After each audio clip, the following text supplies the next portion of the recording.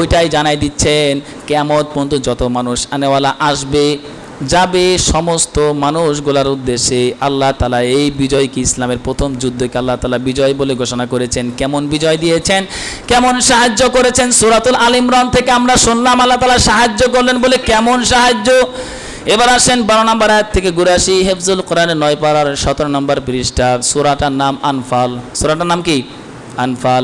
আল্লাহ পাক বলেন, ইয ইউহি রাব্বুকা ইলাল মালাইকাতি আন্নী মাআকুম ফাযাব্বিতুল্লাযীনা আমানু সাউলকি ফি কুলুবিল্লাযীনা কাফারুর রু'বা فاضربوا فوق الأعناق واضربوا منهم كل بنان জোরে বলুন আল্লাহু আকবার। আল্লাহ রাব্বুল আলামিন বলছেন তোমরা তোমাদের প্রতিপালককে স্মরণ করো। ফেরেশতা যাকে যাকে ফেরেশতা নামায় দিয়া ফেরেশতাকে নসিহত করছেন।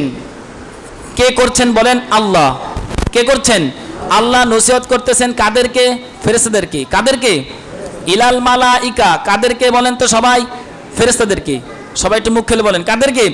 ফেরেশতাদেরকে আল্লাহ তাআলা বলছেন তোমরা তোমাদের প্রতিপালককে স্মরণ করো। ইলাল মালাইকা, ফেরেশতাদেরকে আল্লাহ তাআলা জানিয়ে দিচ্ছেন আন্নী মাআকুম, আমি তোমাদের সঙ্গে আছি। আল্লাহ তাআলা যখন এই কথা বললেন তখন এবার জিবরিল আমিন এবার যখন ফেরেশতাদেরকে আল্লাহ তাআলা বদরের ময়দানে নামিয়ে দিলেন, ফেরেশতারা যে মুসলমানদের সঙ্গে কি করবে, কাফেরদের সাথে মোকাবেলা করার জন্য আল্লাহ তাআলা ফেরেশতা নাজিল করলেন এবং ফেরেশতারা বদরের ময়দানে বদরের মাঠে যে কি করবেন সেও আল্লাহ তাআলা সেই আয়াতের মধ্যে আল্লাহ তাআলা এটাও আলোচনা করছেন।